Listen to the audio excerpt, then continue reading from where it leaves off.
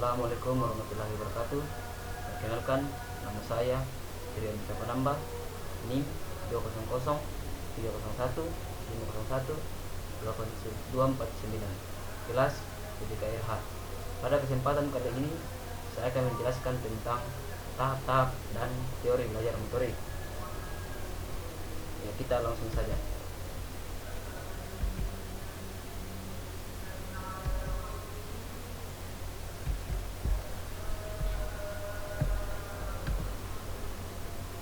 Pertama itu tahap-tahap belajar motorik. Para ahli sependapat dengan pendapat Fitz dan Posner yang membagi tahap-tahap belajar motorik menjadi 3 tahap, yaitu yang pertama fase kognitif, yang kedua fase fiksasi atau asosiasi, yang ketiga fase otomatisasi. Kita masuk ke pertama, yaitu fase kognitif. Tahap kognitif merupakan tahap awal dalam belajar motorik. Pada tahap ini, siswa berusaha memahami bentuk-bentuk gerakan yang dipelajari. Keterampilan intelektual banyak dilibatkan pada tahap ini. Siswa mulai mencoba dalam melaksanakan tugas motorik. Tahap ini merupakan tahap awal dalam belajar motorik. Pada tahap ini seringkali terjadi kejutan berupa peningkatan yang besar bila dibandingkan dengan kemajuan pada tahap-tahap berikutnya. Gerakan yang diperagakan atlet dan siswa harus memahami apa yang diperlukan oleh keterampilan atau tugas tersebut. Siswa harus memformulasikan rencana pelaksanaan, dan apabila telah memperoleh konsep-konsep verbal yang cukup, maka dia akan dapat mencerna keterampilan tersebut sampai pada tahap tertentu dan pada fase ini. Yang kedua, tahap fiksasi atau asosiasi. Tahap asosiatif adalah tahap kedua dalam belajar motorik. Pada tahap ini, asosiasi verbal mulai ditinggalkan dan si pelaku memusatkan perhatian pada bagaimana melakukan pola motorik yang baik dan benar.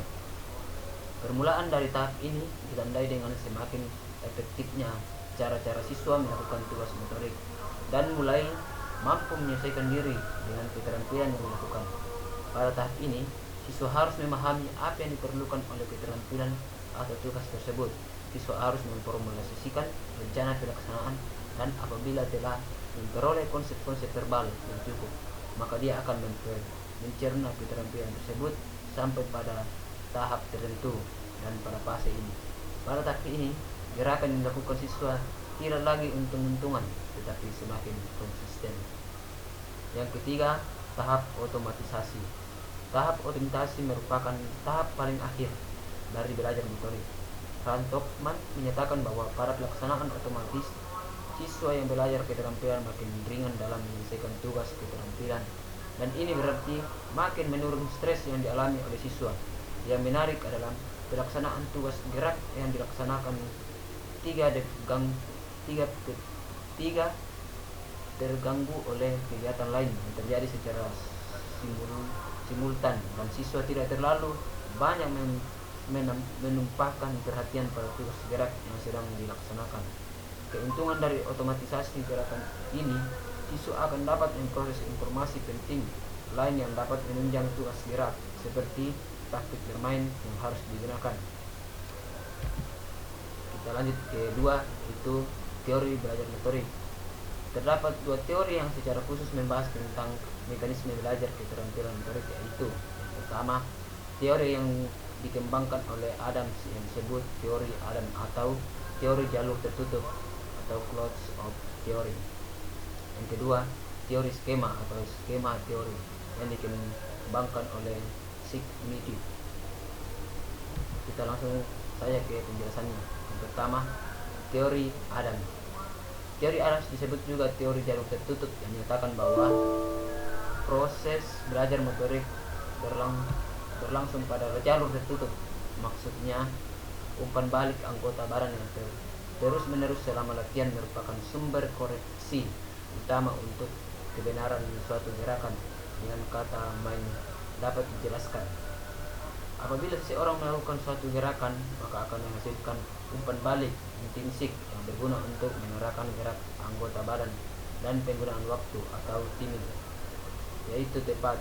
Untuk memperoleh gerakan yang tepat, peranaan jejak persepsi atau perceptual tik merupakan faktor yang paling menentukan.